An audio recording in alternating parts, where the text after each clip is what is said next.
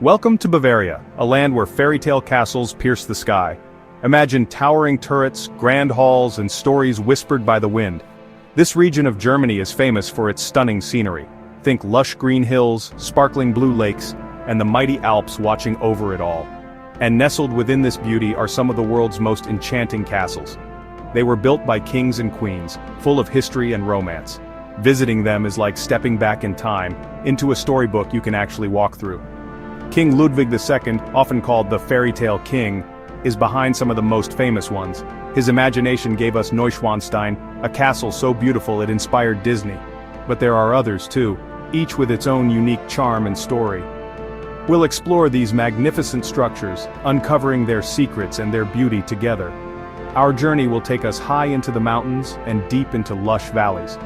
We'll discover why these castles were built where they were. We'll look at their amazing architecture, from soaring Gothic spires to opulent Rococo interiors. So, pack your imagination and let's get ready to explore the enchanting castles of Bavaria. It's a trip you won't soon forget. These castles are waiting to share their stories with you. Neuschwanstein Castle is perhaps the most famous castle in the world. It looks like it jumped straight out of a fairy tale book. Perched high on a rugged hill, it overlooks the Pullet Gorge. King Ludwig II of Bavaria started building it in 1869. He wanted a refuge, a place where he could live out his medieval fantasies. Many rooms in the castle are inspired by Wagner's operas. The castle was never fully completed in Ludwig's lifetime, which adds to its mystique. The architecture of Neuschwanstein is a stunning example of 19th century Romanesque revival. Ludwig wasn't trying to build a defensive fortress, he was creating a stage for his imagination. Inside you'll find incredible details like the magnificent Singers' Hall and the Byzantine-style throne room. Ludwig's bedroom is a masterpiece of intricate wood carving. One fascinating fact about Neuschwanstein is its surprisingly modern technology for its time. The castle had running water on all floors, a central heating system, and even telephones. Ludwig was a dreamer, but he also appreciated comfort and innovation. Local legends often speak of King Ludwig II's spirit still roaming the halls of Neuschwanstein. Some say you can hear faint music from Wagner's operas on quiet nights.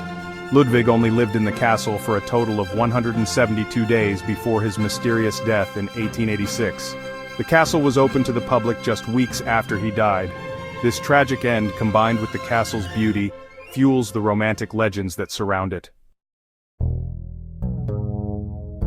Getting to Neuschwanstein Castle is part of the adventure. The castle is located near the village of Hohenschwangau, in southwest Bavaria. The nearest town with a train station is Füssen. From Füssen, it's a short bus ride to the Hohenschwangau Ticket Center. You must book your tickets online well in advance, especially during peak season. Once you have your ticket, you still need to get up the steep hill to the castle entrance. You can walk, take a shuttle bus, or a horse-drawn carriage. The bus takes you near Marienbrücke, the famous bridge with stunning views of the castle. The best time to visit Neuschwanstein depends on what you're looking for. Summer offers beautiful weather but also big crowds. Spring and autumn are wonderful alternatives with pleasant weather and smaller crowds. Winter can be magical with the castle dusted in snow, but some paths might be closed. Entry to Neuschwanstein is only possible with a guided tour at a specific time. Photography is not allowed inside the castle. After your tour, take time to walk to Marienbrücke if it's open. The view of Neuschwanstein from this narrow footbridge is iconic and absolutely breathtaking. Just a stone's throw from Neuschwanstein, you'll find Hohenschwangau Castle. It's often overlooked by visitors rushing to its more famous neighbor, but Hohenschwangau is a gem in its own right, with a rich history. This was King Ludwig II's childhood home. He spent many summers here, and it deeply influenced his romantic imagination. The castle stands on a hill overlooking the Alpsee and Schwansee lakes. Its bright yellow exterior is warm and inviting. Unlike Neuschwanstein's fantasy, Hohenschwangau feels more like a lived-in royal residence. The castle dates back to the 12th century, when Knights of Schwangau first built a fortress here. It fell into ruin over the centuries. Then in the 1830s, Ludwig's father, King Maximilian II, discovered the ruins during a hike. He was captivated by the location and decided to rebuild it. The interiors are decorated with beautiful frescoes depicting scenes from German legends and history. These were the stories that filled young Ludwig's mind and later inspired Neuschwanstein. The rooms are filled with original Biedermeier furniture, giving you a real sense of 19th century royal life. Local lore around Hohenschwangau often speaks of the swans on the nearby Alpsee Lake. Legend says the original knights of Schwangau were descendants of the Swan Knight. Visiting Hohenschwangau offers a deeper understanding of the inspirations behind Ludwig's fairy tale dreams. Getting to Hohenschwangau Castle is very straightforward, as it's located in the same village as Neuschwanstein. The ticket center for both castles is in the village of Hohenschwangau. From the village and the ticket center, it's a much shorter and easier walk up to Hohenschwangau Castle compared to Neuschwanstein. The path is well paved and takes about 15 to 20 minutes at a gentle pace. Alternatively, horse-drawn carriages are also available for Hohenschwangau. The best time to visit Hohenschwangau is often in combination with Neuschwanstein. Many people visit Hohenschwangau first. This gives you a great historical context before seeing Ludwig's fantasy castle. Because it's less famous, the queues for Hohenschwangau are generally shorter. A good strategy is to book Hohenschwangau for the morning and Neuschwanstein for the afternoon. Like Neuschwanstein, entry to Hohenschwangau is by guided tour only. Visiting Hohenschwangau really enriches your understanding of the fairy tale king. Linderhof Palace is another of King Ludwig II's incredible creations. Unlike the medieval fantasy of Neuschwanstein, Linderhof is a jewel of Rococo and Baroque splendor. It's the smallest of Ludwig's three main palaces, but it's the only one he lived to see completed. Nestled deep in the Groswang Valley surrounded by forests, Linderhof was Ludwig's favorite retreat. The palace was inspired by the French kings, particularly Louis XIV, the Sun King. The palace itself is relatively small, but every inch is lavishly decorated. Gold leaf, intricate stucco work, porcelain figures, and rich tapestries adorn the rooms. The Hall of Mirrors is a dazzling highlight, designed to create an illusion of infinite space. Ludwig's state bedroom is even grander than the one at Neuschwanstein. Beyond the palace, the grounds of Linderhof are a masterpiece of landscape design. The Venus Grotto is a particularly fascinating feature. It's an artificial cave, complete with a lake and a shell-shaped golden boat. Ludwig had it built as a private stage for scenes from Wagner's opera Tannhauser. There's also a Moorish kiosk and a Moroccan house in the park. Linderhof truly reflects Ludwig's desire for a personal sanctuary where he could escape into his dreams of art, music, and absolute monarchy. It's a very personal and revealing place.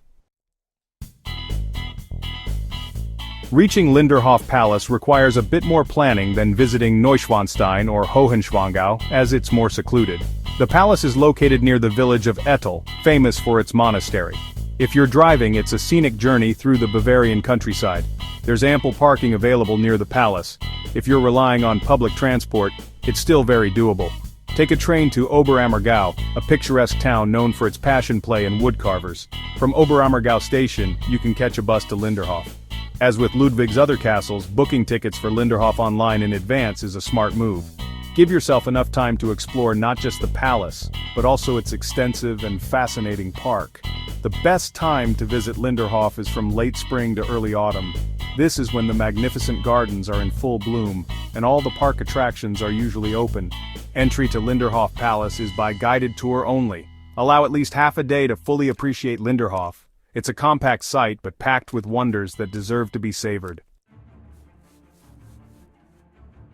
When planning your Bavarian castle adventure, a little smart travel can make all the difference.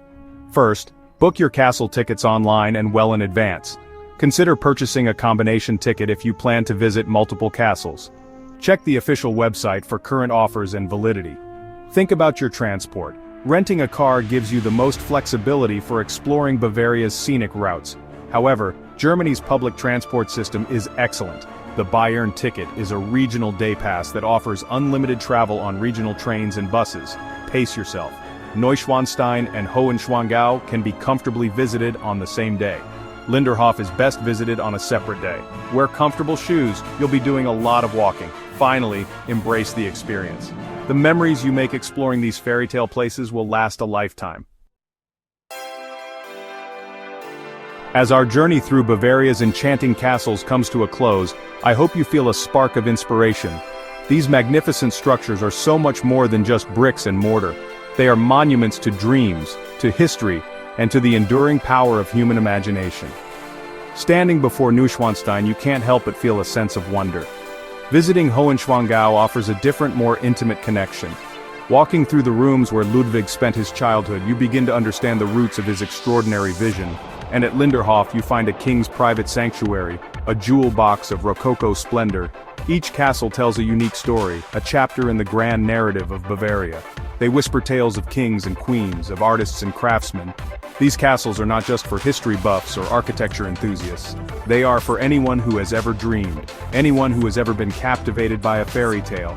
The journey to reach them is part of the magic. The air is fresh, the views are breathtaking, and the sense of discovery is thrilling. So I encourage you, don't just read about these castles, come and see them for yourself. Bavaria's fairy tale welcome mats are laid out waiting for you.